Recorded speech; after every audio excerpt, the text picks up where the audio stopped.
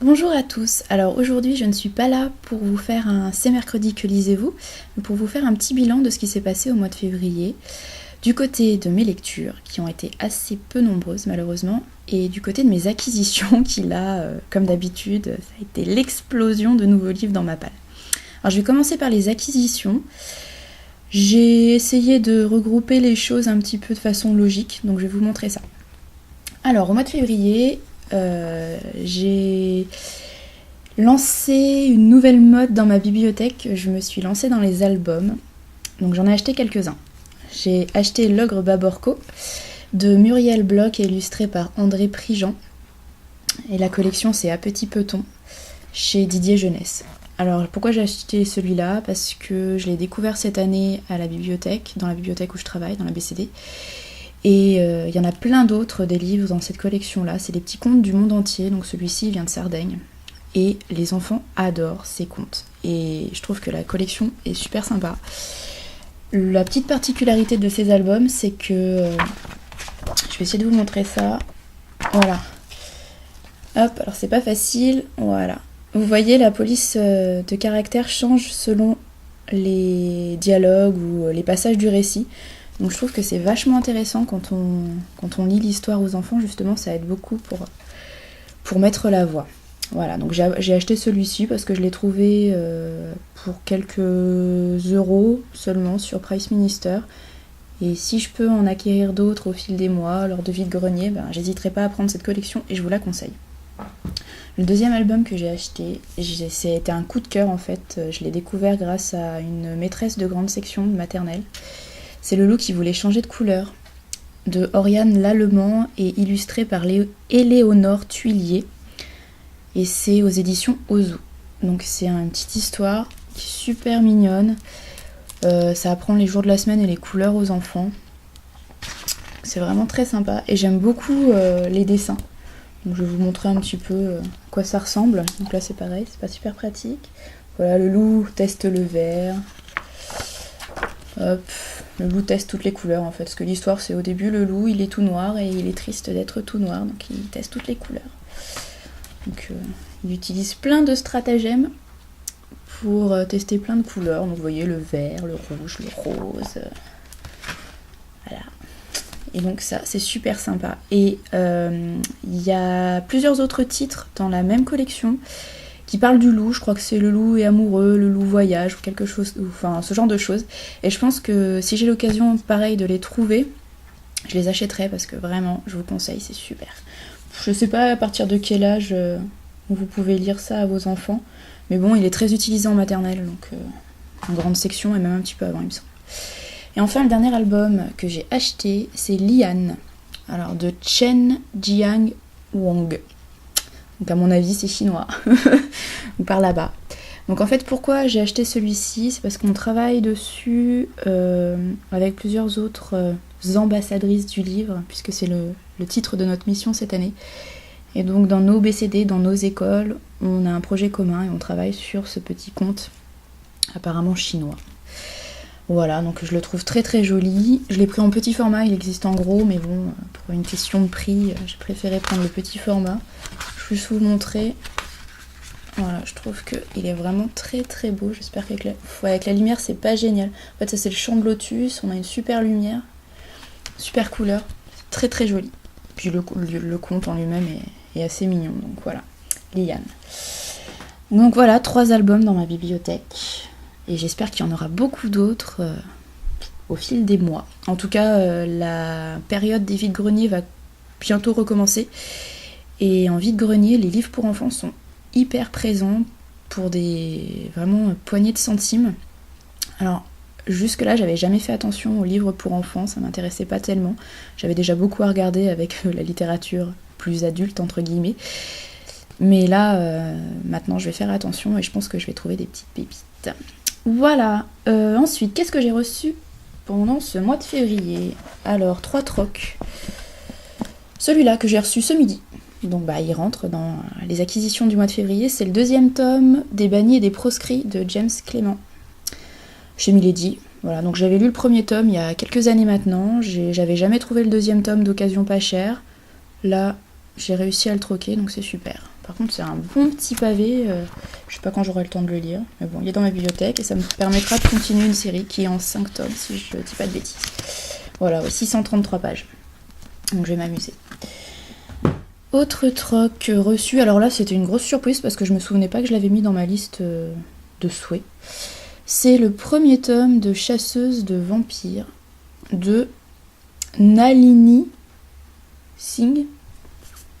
Bon, voilà, je vous mettrai en bandeau bien correctement tous les noms, parce que je prononce très mal, et c'est chez J'ai lu. Donc, oui, je sais pas si ça va me plaire, c'est de la Bitlit, je crois. Je sais plus pourquoi c'était dans ma liste de souhaits, j'ai peut-être oublié de l'enlever, mais c'est pas grave, je la lirai assez rapidement, et si ça me plaît pas, je retroquerai. Voilà, et le dernier livre reçu en troc, c'est de la littérature para-austénienne, c'est de Elizabeth Newark, et alors, je vous le dis en anglais, The Darcys Give a Ball. On se moque pas de mon accent. Et c'est aux éditions... J'aime bien les éditions anglaises, je les trouve toujours très jolies.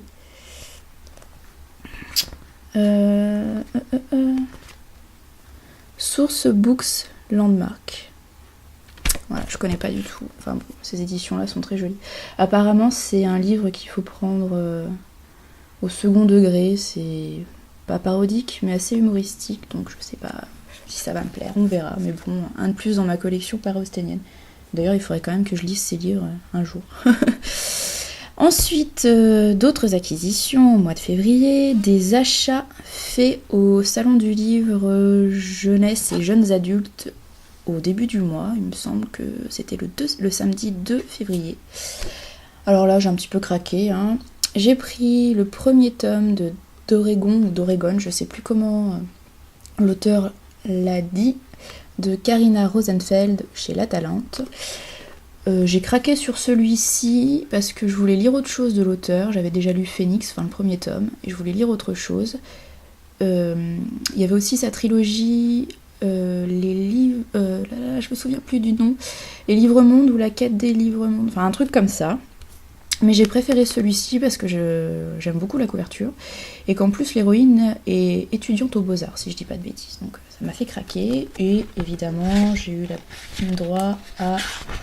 Voilà, petite dédicace, hop, c'est un bon souvenir. Ce jour-là, j'ai aussi craqué, alors que je ne devais pas, pour un autre premier tome, Instinct de Vincent Villomino, chez Nathan, la collection Blast.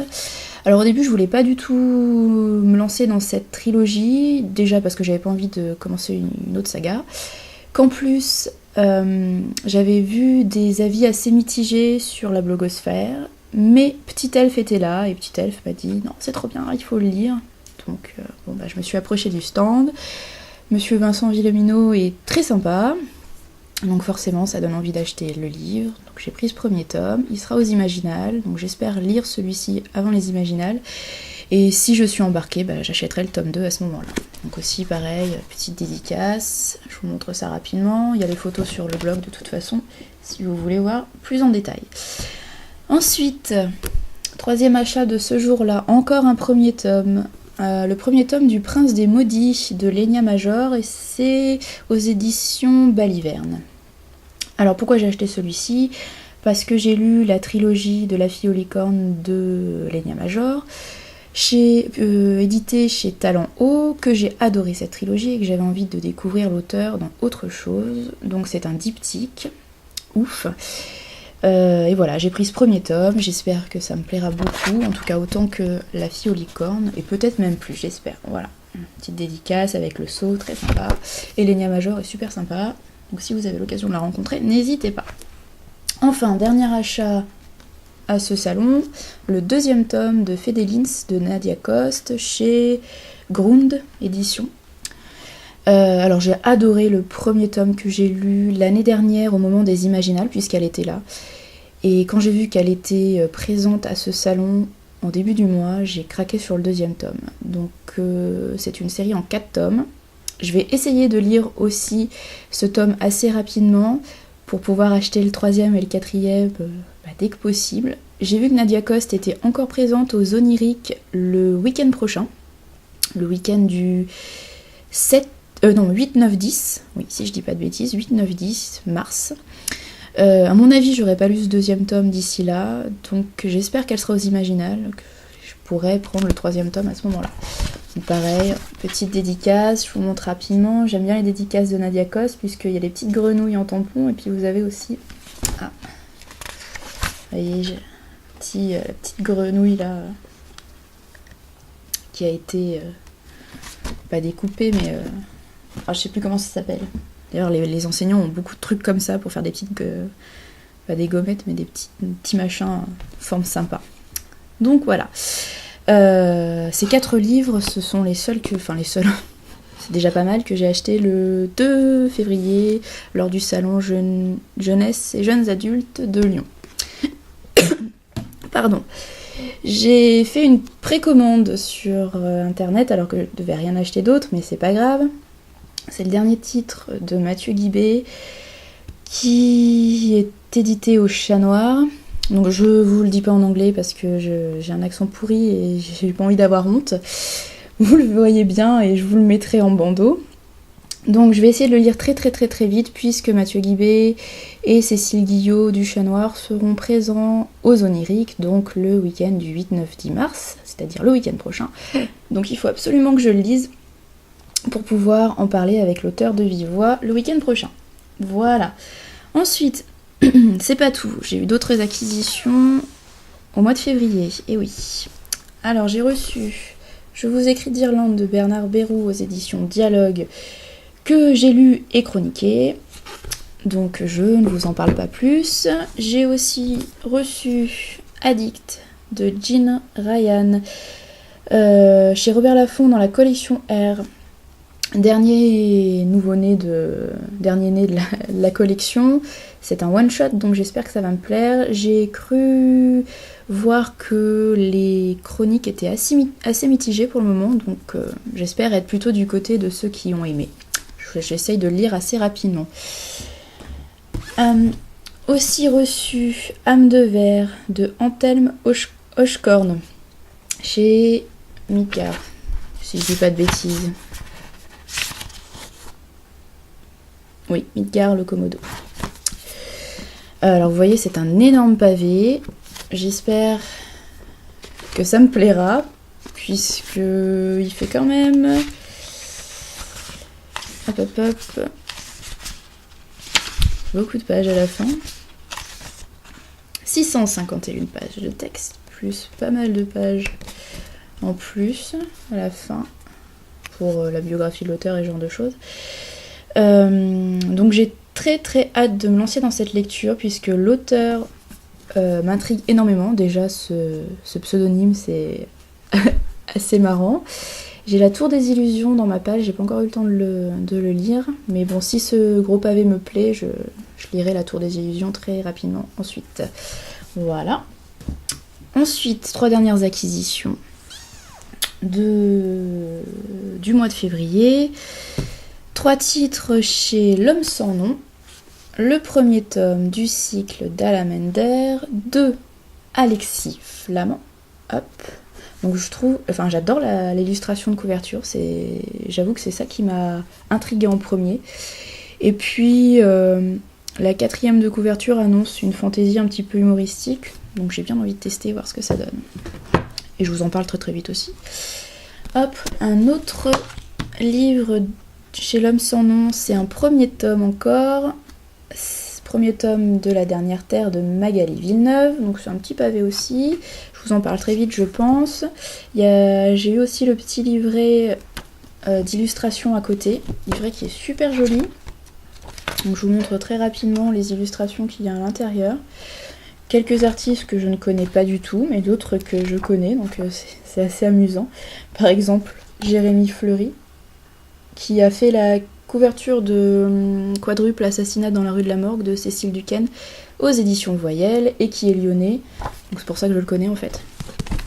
Voilà, 2e titre donc chez L'Homme sans nom, et dernier titre, c'est Le Songe d'Adam de Sébastien Péguin que j'ai lu et je vais vous en parler très rapidement puisque c'est pratiquement la prochaine chronique que je dois rédiger pour le blog, donc je pense que je vous en parle soit tout à l'heure, si j'ai la motivation de rédiger la chronique, soit ce week-end. Donc voilà, restez restez près de votre écran, la chronique arrivera bientôt. Hop, voilà pour les acquisitions. Donc si je dis pas de bêtises, ça fait 13 ou 14 livres, j'ai compté tout à l'heure mais j'ai oublié, sans compter les albums. Je ne compte pas les albums puisque ça compte pas dans ma palle et que de toute façon ils sont déjà lus. Donc ça ne compte pas. 2, 3, 4, 5, 6, 7, 8, 9, 10, 11, 12, 13, 14. Voilà, ça fait 14 livres de plus dans ma bibliothèque au mois de février. Et en face de ces 14 livres qui sont entrés dans ma bibliothèque, je n'en ai lu que 7. Donc c'est un petit mois, le mois de février. Déjà, il y a moins de jours que dans les mois normaux. Mais c'est vrai que j'ai assez peu lu. Et je suis un petit peu déçue de mon rythme de lecture, mais entre le travail, les heures de plus à la garderie le soir, il y a eu pas mal de choses au mois de février. Le mois a été très irlandais d'ailleurs, puisqu'il y a eu un bal irlandais, il y a eu tout ce week-end de danse irlandaise entre compétition et stage. Enfin, ça m'a pris du vendredi soir au dimanche soir.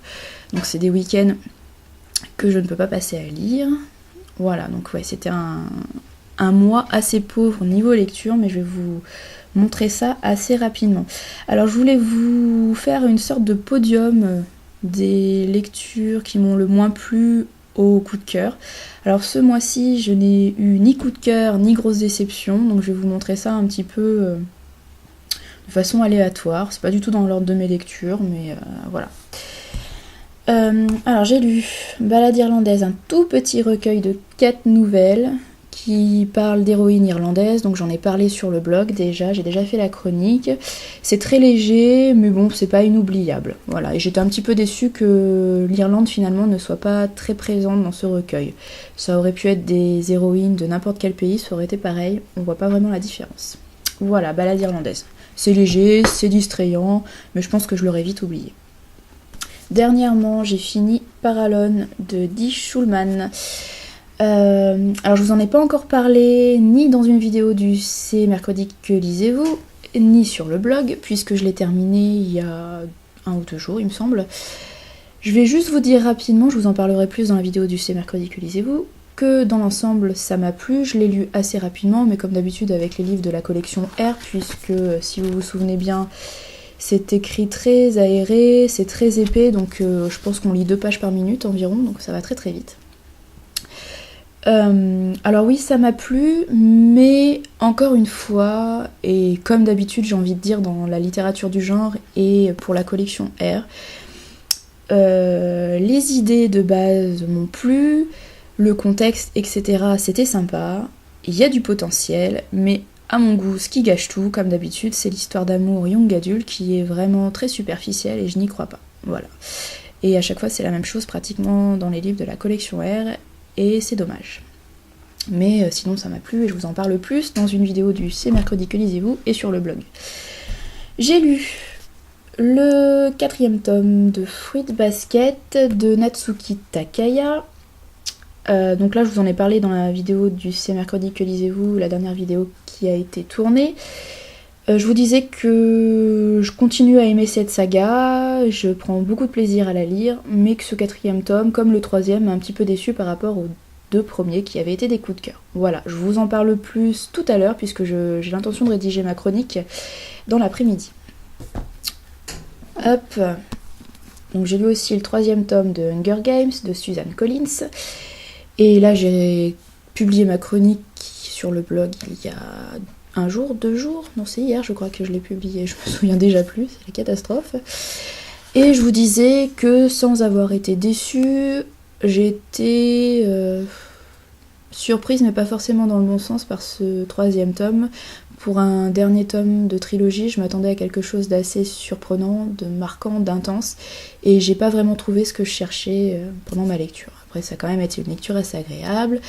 Tout l'aspect politique, le contexte dystopique, je trouve ça sympa. J'aime assez l'héroïne. Mais j'ai pas eu un énorme coup de cœur comme j'avais pu avoir pour le 1er tome. Et il me semble que le 2e tome n'avait pas été loin du coup de cœur aussi. Voilà. Pas déçu, mais pas non plus hyper emballé. Voilà. Et enfin, j'ai lu 3 autres livres au mois de février et je voulais un petit peu les distinguer des autres puisque ça n'a pas été des coups de cœur, mais je les trouve assez différents et ils sortent assez du lot. Donc je vous écris d'Irlande de Bernard Bérou. Alors pourquoi je le trouve assez intéressant? Parce que déjà ça parle d'Irlande, mais en plus c'est un abécédaire, et un abécédaire qui illustre vraiment l'amour que l'auteur peut avoir pour le pays. L'auteur nous parle vraiment de petits détails concernant l'Irlande, de coins pas du tout touristiques.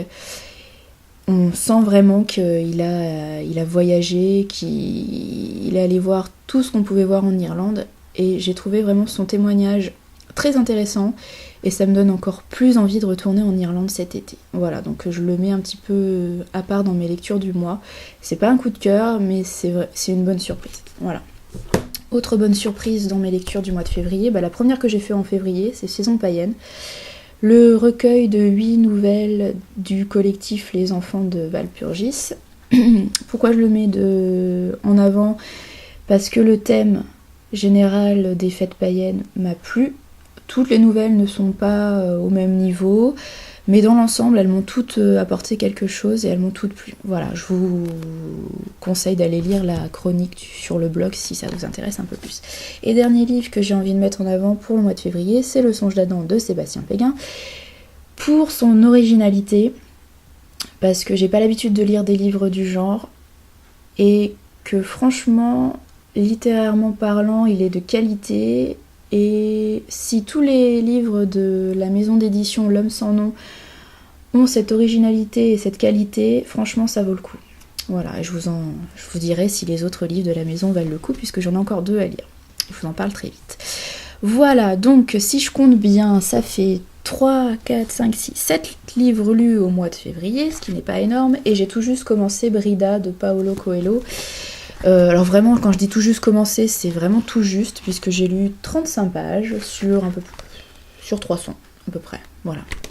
Donc je peux pas vous en parler, ça commence assez bizarrement, j'espère que... on va pas dire que... je vais pas s'améliorer, mais j'espère que ça va changer un petit peu, puisque là, si c'est tout le temps comme ça, pendant les 300 pages, je suis pas sûre d'apprécier. Mais bon, on verra, je vous en parle plus dans ma prochaine vidéo du C'est mercredi que lisez-vous. Voilà, pour finir le bilan, je me rends compte que sur les 7 livres lus, j'ai lu un manga. J'ai commencé une seule série, pour une fois. Parallone, premier tome. J'ai commencé qu'une série. Ce qui est très surprenant de ma part, puisque je suis du genre à commencer plein de séries et à pas les continuer. J'en ai continué 2 autres. Fruit Basket, tome 4, il y en a 23 en tout, hein, donc j'ai encore le temps de voir la suite. Et j'en ai terminé une avec le 3e tome d'Hunger Games, donc ouf, une saga en mois dans ma bibliothèque. J'aimerais bien que ça soit comme ça tous les mois. J'aimerais bien enlever une saga de ma bibliothèque, enfin de ma palle, chaque mois, ça serait bien. Mais je pense que c'est mal parti. Et j'ai lu 2 recueils de nouvelles, donc je vous les remonte rapidement. Saison païenne et Balade irlandaise. Donc 2 recueils très différents l'un de l'autre, mais quand même sympas, surtout Saison païenne. J'ai lu une sorte, pas d'essai, témoignage plutôt, un abécédaire sur l'Irlande, que je vous conseille. Et enfin, un livre, un one-shot. Je crois que c'est pratiquement le seul, si on compte pas les recueils de nouvelles et l'abécédaire de Bernard Bérou. Le seul one-shot du mois, c'est Le Songe d'Adam. Voilà. Je crois que j'ai tout dit. Il me semble que je n'ai plus rien d'autre à dire. Je voudrais juste terminer cette vidéo en rappelant qu'il y a un concours qui est en cours sur le blog et qu'il se termine ce soir à minuit. Donc pour les retardataires, dépêchez-vous. Il y a 5 livres à gagner. Donc les 5 livres, j'aurais bien voulu vous les montrer en fait. Mais je ne suis pas sûre de les trouver, puisque certains, je les ai pas dans les éditions que je vais vous offrir. Mais bon, je vais quand même vous les montrer, ça vaut le coup. Si je les trouve. C'est un petit peu le bazar dans ma bibliothèque. Donc vous avez déjà l'intégrale. Enfin, là c'est les 3 tomes de Lily et Poe de Lorraine Oliver en français. Celui que je vous propose de gagner, c'est l'intégrale en VO. Voilà. Donc l'intégrale en VO a l'air moins jolie niveau objet que ces 3 tomes. Mais il faut avouer que c'est moins cher et que c'est plus pratique d'avoir une intégrale. Ensuite, je vous propose de gagner L'Ouillet-tu de Henri Courtade. Alors moi, j'ai l'ancienne édition 1000 saisons, qui est très jolie. Et je vous propose de gagner la nouvelle réédition chez Folio. J'espère que je dis pas de bêtises. Oui, c'est bien chez Folio. Donc en fait, c'est la même illustration de couverture, mais c'est pas le même format, puisque Folio, c'est en poche. Voilà. Donc si je vous fais gagner ces livres, c'est que je les ai aimés. Le dernier livre... Non, pas le dernier livre, mais... Troisième livre que je vais vous faire gagner, c'est lequel déjà? Donc on a Lily et Pau, L'Ouillet-tu... Ah, La fille aux licornes, le premier tome, j'avais oublié. Qui est ici. Voilà, de Lénia Major. Donc pareil, si j'ai envie de vous le faire gagner, c'est qu'il m'a plu. Hop. Et enfin, donc ça c'est l'auteur qui offre très gentiment un exemplaire de Isidore Tipperanol. Est-ce que je l'ai ou est-ce que je l'ai prêté? Non, je l'ai. Hop, un petit exemplaire de Isidore Tipperanol et les 3 lapins de Montsolémine de Pierre Thierry. Donc voilà. Et l'autre que j'ai rangé il n'y a pas très longtemps puisque j'ai fait la chronique il n'y a pas très longtemps. Voilà. Le mystère du pont Gustave Flaubert de Pierre Thierry également. Voilà, donc je vous rappelle très vite, puisque c'était un petit peu brouillon, un petit peu sportif de chercher les livres dans la bibliothèque. Vous pouvez donc tenter votre chance pour gagner un exemplaire du mystère du pont Gustave Flaubert de Pierre Thierry, également de Pierre Thierry, un exemplaire d'Isidore Tipperanol et les 3 lapins de Montsolémine. Hop, vous pouvez également gagner La fille aux licornes de Lénia Major, qui sera dans cette édition-là, puisqu'il n'y a que celle-ci qui existe. L'Ouillet-tu d'Henri Courtade, mais en édition folio, donc ça sera en poche, avec la même illustration de couverture.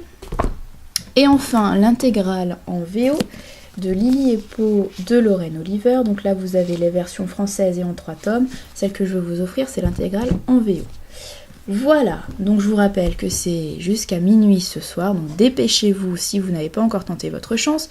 Je remettrai le lien de l'article qui explique le concours en bandeau et en description de la vidéo. Comme ça, si vous voulez connaître toutes les petites subtilités pour pouvoir participer, il y a quelques questions auxquelles répondre, mais vous verrez, c'est assez facile. Je vous mettrai ça voilà, en lien pour que vous puissiez aller jouer. Voilà, je vous souhaite une bonne fin de semaine, un bon week-end. Et je vous dis à dans quelques jours pour une future vidéo du C'est mercredi. Que lisez-vous ?